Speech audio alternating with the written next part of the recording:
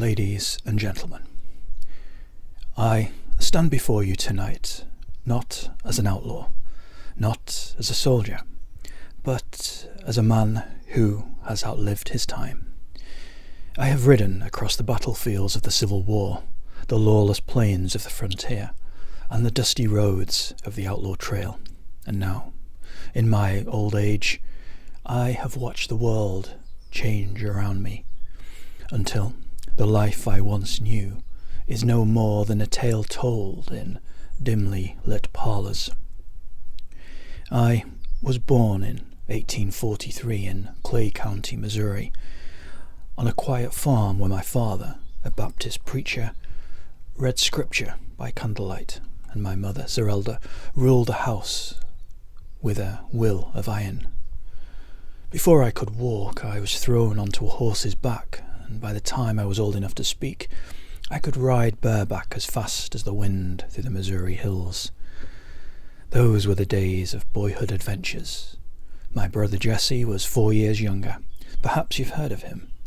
We spent our summers swimming in the cool, clear waters of the creek near our home, diving from rocks, chasing minnows and laughing like we had all the time in the world. But time does not wait, and the world does not care for the dreams of boys. My father left us for California in the gold rush and never returned. In his place, he left something that shaped me more than gold ever could: his books. Among them were the words of Shakespeare, and I read them like a starving man at a feast. Hamlet, Julius Caesar, Macbeth, their words burned into my mind. And even when I rode in the saddle as a bushwhacker, even when I stood in the courtroom decades later, I could still hear them echoing. But all the poetry in the world could not stop the storm of war. You want to hear about the war, about Quantrill, bloody Bill Anderson, and the days when we rode with hell on our heels? You ask me that? I reckon you better understand. War ain't like the stories. It ain't clean, it ain't gallant, and it sure as hell ain't fair. I was just a boy of 18 when the war came to Missouri, but Missouri had already been a battlefield for years. Jayhawkers, Union, militia, bushwhackers. We fought neighbour against neighbour, brother against brother. It was a war with no front lines, no rules, and no mercy. So I joined Quantrill's Raiders, not because I had a choice, but because the war gave me none. We were ghosts on horseback, striking from the shadows, riding hard, vanishing into the hills before the smoke cleared. We weren't an army. We were a vengeance-driven whirlwind, taking back what the Union troops had stolen, giving them the same hell they gave us. Lawrence, Kansas, 1863. That's the one folks talk about the most. We rode in before dawn, 400 men strong, led by Quantrill himself. The town was full of Unionists, abolitionists, men who had sent their own raiders into Missouri to burn homes and kill our kin. We hit them like a storm. Gunfire in the streets, torches lighting up the sky, men falling before they could even grab their weapons. 150 men and boys lay dead before we rode out. Some called it a massacre. We called it war. And then there was Centralia, 1864. That wasn't Quantrill's raid. That was bloody Bill Anderson's. But I was there. A train came through full of Union soldiers on furlough. We stopped it, dragged them off one by one, and lined them up. They thought they'd be prisoners. Instead, they were executed. Every last one of them. Some of the boys even scalped the dead. A message to the Union that Missouri was not theirs. You might think that was savage, but let me tell you, we were not the only ones who fought that way. The Union forces killed every guerrilla they caught, no trials, no mercy. If you wore the grey, or even if you were just suspected of helping men like us, your house burned, your family suffered, and you were left hanging from a tree. We didn't fight for generals or battlefields. we fought for revenge. We hit Union supply lines, burned down posts, ambushed soldiers in the night. We were hunted like animals, but the ones hunting us, they feared us more than they feared death itself. I rode with Quantrill, with bloody Bill Anderson, with men who didn't expect to live to see the next winter. Jesse was younger, still green when he joined, but the war hardened him quick. He learned how to kill, how to strike first, how to never hesitate. But by 1865 the war was lost. The South fell. Quantrill was dead, and Missouri was never the same. We didn't lay down our arms because we suddenly found peace. We stopped because there was nothing left to fight for. So, you ask me about my exploits. There are plenty. Some I'll speak of, some I won't. War made men out of boys, monsters out of men. And when it was over, well, some of us never stopped riding. And when the war was done, Jesse and I, we fought on. For 15 years, Jesse and I, along with Cole Young and our gang, robbed banks, trains, stagecoaches, and lived by the gun. We rode the best horses money could buy, stole them when we had to, and could outrun any lawman who dared chase us. We slept under the stars in barns, in the homes of men and women who still saw us as Confederate heroes. And that brings me to something folks often ask me. Did I survive so long because I was such a good rider? You ask why I was such a fine rider? Because I had to be.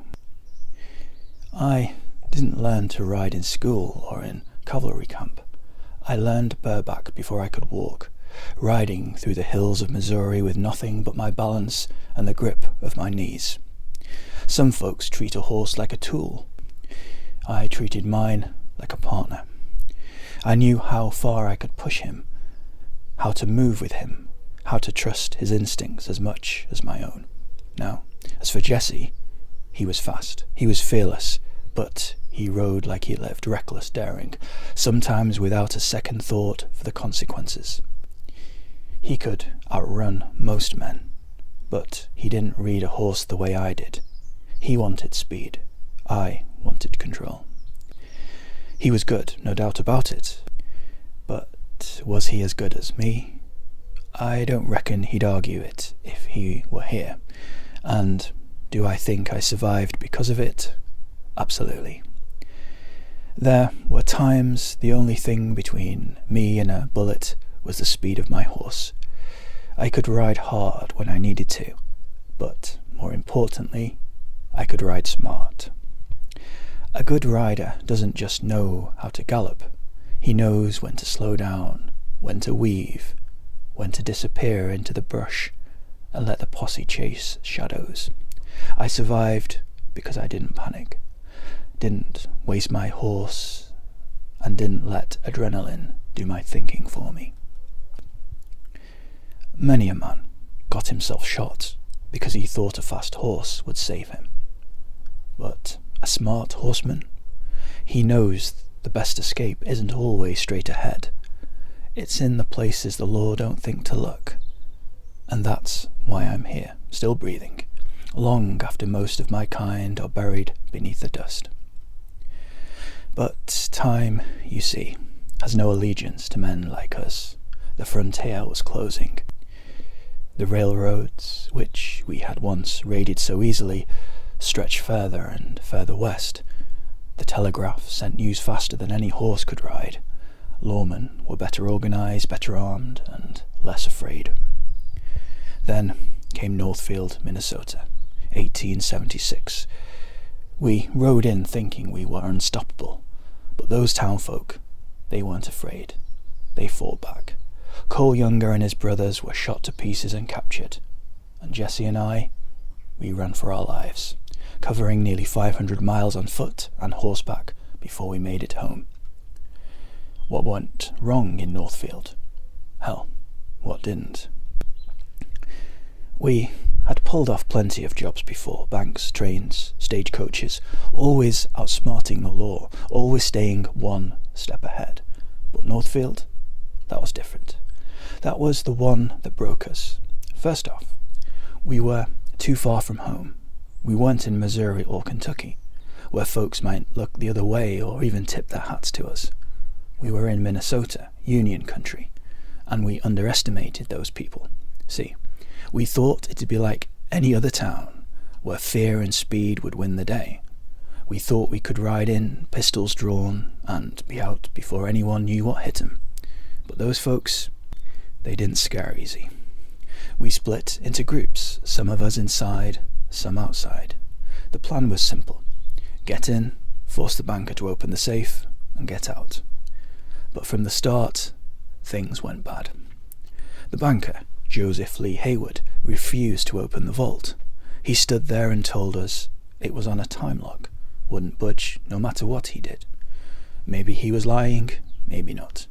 But we threatened him, pistol whipped him, even cut him with a knife, and still, that man stood his ground. Meanwhile, out in the street, the whole town figured out what was happening. Instead of running, they armed themselves.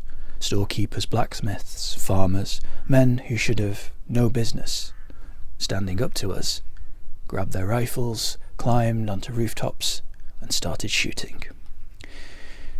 We weren't prepared for a damn war in the middle of the street. Bullets were flying from every direction, and we couldn't tell where they were coming from. The boys outside were pinned down, and inside we had nothing but an empty vault and a dead banker. That's when we knew we had to get out, fast. We barely made it out to our horses, but even then it wasn't over. The town didn't just let us ride away, they chased us for days. Posses, bounty hunters, men on horseback, hunting us through the woods and prairies. We lost our way, ran low on food, and before it was all over, the youngers were shot to pieces and captured. It was the worst damn disaster we ever had. So, what went wrong? We underestimated those people. We went in thinking it'd be another easy job, but they fought back, and they fought back hard. We were used to fear working in our favour, but Northfield didn't fear us. And because of that, the James Younger gang died in Minnesota. Only Jesse and I made it out, but we never rode with a gang like that again. After Northfield, the golden days were done. That was the beginning of the end. Jesse wanted to keep going, keep fighting, but I saw the writing on the wall. The world was moving on without us. It was during these years that I found something Jesse never had: peace. I met a woman named Annie Ralston, the daughter of a wealthy businessman from Independence, Missouri. She was educated, refined, and strong. A woman who saw more in me than an outlaw. We married in 1874, and for the first time in my life, I dreamed of something more than running. Love. A man like me doesn't get to carry much of that in his saddlebags, not when he spent his life riding from one war to the next, but yes, there was love. I loved the land I was born on. The rolling hills of Missouri, the creek where Jesse and I swam as boys, the feel of a horse beneath me, and the wide open sky above. I loved my family, my mother, Zerelda, as tough as they come, who held that house together through the war, loss, and the Pinkertons who tried to burn it down. And Jesse, my brother, who was too wild for the world he lived in, but who I never stopped watching over, even when he wouldn't listen. And then there was Annie, my wife, the woman who saw something in me beyond the outlaw, beyond the gun.